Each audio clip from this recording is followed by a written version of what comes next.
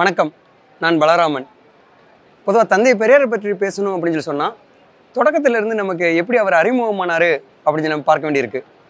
எனக்கு அறிமுகமானது பொறுத்த வரைக்கும் மதுரையில் பெரியார் பஸ் ஸ்டாண்டு, சேலம் பெரியார் பல்கலைக்கழகம், இப்படி தான் பெரியார் அறிமுகமானார். ஆனால் அதுக்கு படிக்கும் காலகட்டத்தில் அதுக்கான பிரங்கையே இல்லாமல் தான் நம்ம வளர்ந்து வந்திருக்கோம் அப்படின்றதுல நான் கொஞ்சம் வருத்தப்படுறேன்.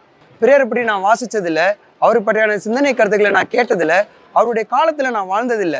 ஆனால் அவரை நம்ம எப்படி புரிஞ்சு கொள்ளணும் அப்படின்றதுல இது போன்ற எழுத்தாளர்கள் நான் நிறைய சிந்தனைகளை கொடுக்குறாங்க அப்படின்றதுல எனக்கு ரொம்ப மகிழ்ச்சியாகவும் இருக்குது. என்னுடைய குடும்ப அளவில் ஜாதியை வேறொருத்தருக்கும் அப்படின்னா அதுக்கு முக்கிய காரணங்கள்லாம் இந்த மாதிரியான எழுத்தாளர்கள் செயல்பாட்டாளர்கள் தான். அதே சமயத்தில் பெரியார் காலத்தில் வாழலைனாலும் அவருடைய எழுத்துக்கள், அவருடைய பேச்சுக்கள் இன்றைக்கும் தொடர்ந்து மக்கள் மத்தியில் போய் சேரதில் நாங்கள் பிரிந்த வரவேற்பு சொல்கிறோம்.